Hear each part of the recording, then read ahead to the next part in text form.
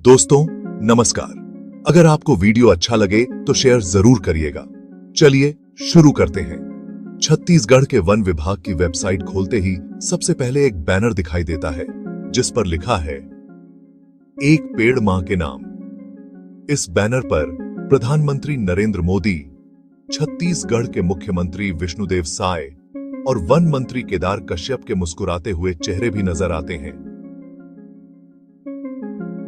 वहीं दूसरी तरफ छत्तीसगढ़ के वन विभाग ने बीते दिनों खनन परियोजना के दूसरे चरण के लिए हसदेव जंगल में हजारों पेड़ काटने की अनुमति दे दी। स्थानीय लोगों और पर्यावरण कार्यकर्ताओं ने इसका जमकर विरोध किया। छत्तीसगढ़ इंडिया के बीचों बीच है हसदेव अरण्य। यह बहुत बड़ा जंगल है जो कि बहुत इंपॉर्टेंट है हमारे नेचर के लिए। यहाँ बहुत तरह के पेड़ पौधे और जानवर रहते हैं जिनमें से कुछ तो विलुप्त होने की कगार पर हैं। ये जंगल यहाँ के आदिवासी लोगों के लिए जीवनदायिनी है जो पीढ़ियों से यहाँ रह रहे हैं। उनकी जिंदगी इस जंगल से जुड़ी हुई है। ये जंगल उन्हें खाना, संस्कृति और सुकून देता है। लेकिन कोयले की वजह से इस नाजुक बैलेंस पर खतरा मंडरा रहा है। हसदेव अरण्य के नीचे कोयले के बड़े भंडार मिलने के बाद से सब कुछ बदल गया। सरकार को लगा कि एनर्जी और डेवलपमेंट के लिए कोयला बहुत जरूरी है, इसलिए बड़े बड़े माइनिंग प्रोजेक्ट्स को मंजूरी दे दी गई बिना एनवायरनमेंट और यहां रहने वाले लोगों के बारे में सोचे। इससे एक बहस छिड़ गई सरकार के डेवलपमेंट के सपनों और जंगल के महत्व को लेकर। हसदेव अरण्य एक युद्ध का मैदान बन गया जहां रिसोर्सेज के लिए लड़ाई हो रही है। सबसे बड़ी चिंता जंगल कटने की है। कोयला माइनिंग के लिए जंगल काटने से हसदेव अरण्य के जीवों को खतरा है। जानवरों के घर छिन जाएंगे और वो विलुप्त होने के और करीब पहुंच जाएंगे। पानी, मिट्टी सब कुछ प्रभावित होगा।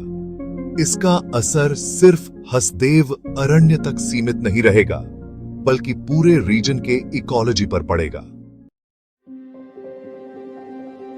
सरकार हसदेव अरण्य में कोयला माइनिंग इसलिए करना चाहती है क्योंकि देश को ज्यादा एनर्जी चाहिए और इकोनॉमी को तेजी से बढ़ाना है।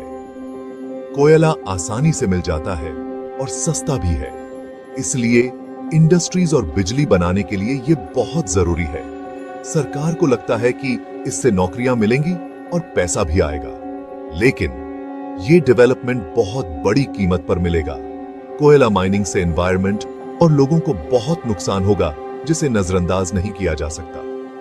कोयला निकालने से जंगल कटेंगे, जानवरों के घर बर्बाद होंगे और हवा और पानी प्रदूषित होगा। लोगों की सेहत और रोजगार पर इसका बुरा असर पड़ेगा। सरकार थोड़े समय के लिए फायदा देख रही है, लेकिन उसे एनवायरनमेंट और लोगों के भविष्य के बारे में भी सोचना चाहिए।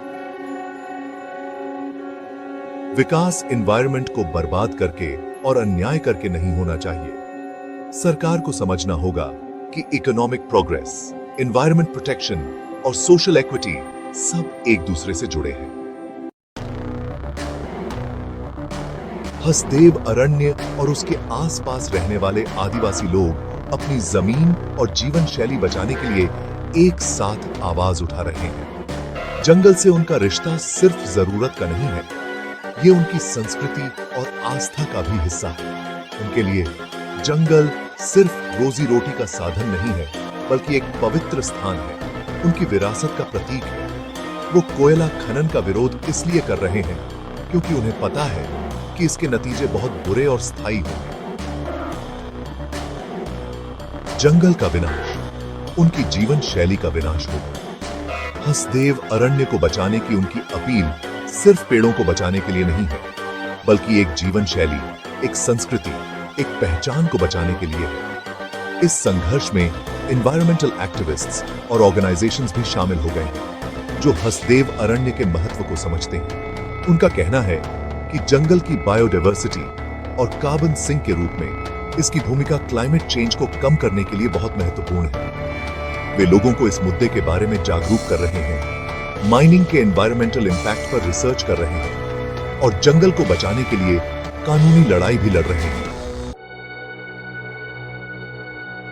सरकार के सामने एक मुश्किल सवाल है। देश को आगे बढ़ाना है या एनवायरनमेंट को बचाना है और आदिवासी लोगों के अधिकारों का सम्मान करना है। एक तरफ तो देश को एनर्जी चाहिए और नौकरियां भी चाहिए, दूसरी तरफ उसे नेचुरल रिसोर्सेज का सही इस्तेमाल करना होगा और अपने नागरिकों की भलाई का भी ख्याल रखना होगा। सरकार का कहना है कि हसदेव अरण्य में कोयला खनन देश के विकास और एनर्जी सिक्योरिटी के लिए बहुत जरूरी है।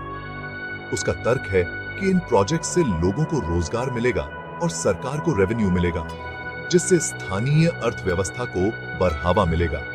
इसके अलावा सरकार का कहना है कि वो माइनिंग के नकारात्मक प्रभावों को कम करने के लिए प्रतिबद्ध है, लेकिन आलोचकों का कहना है कि सरकार के वादे खोखले हैं, क्योंकि कोयला खनन से हसदेव अरण्य को बहुत ज्यादा नुकसान होगा।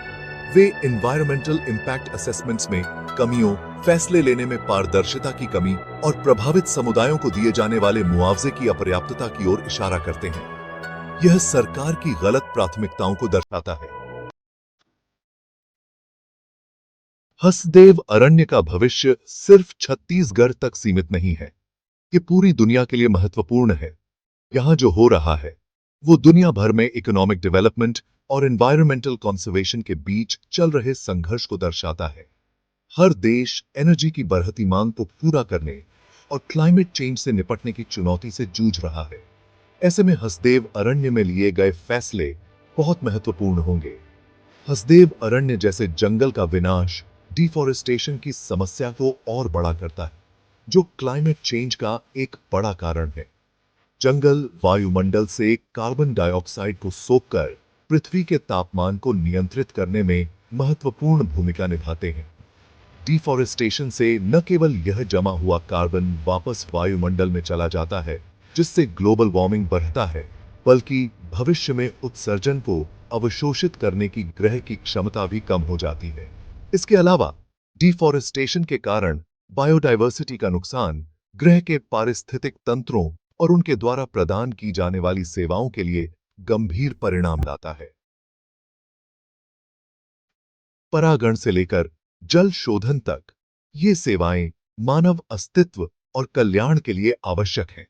हसदेव अरण्य की समृद्ध जैव विविधता का विनाश विश्व की प्राकृतिक विरासत के लिए एक अपूरणीय क्षति।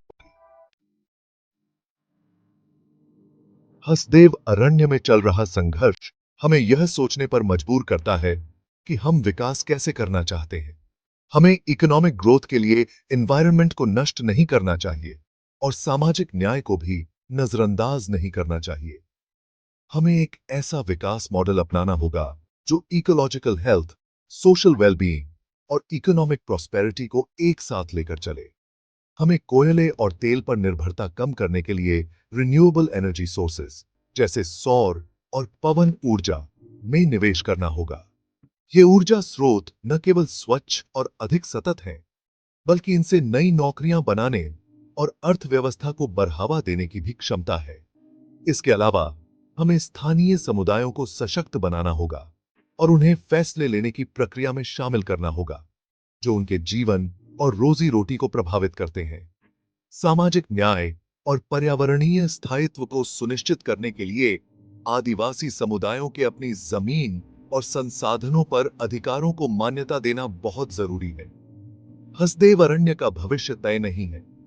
ये इस बात का उदाहरण है कि हमें एक वैश्विक समुदाय के रूप में कैसे फैसले लेने हैं।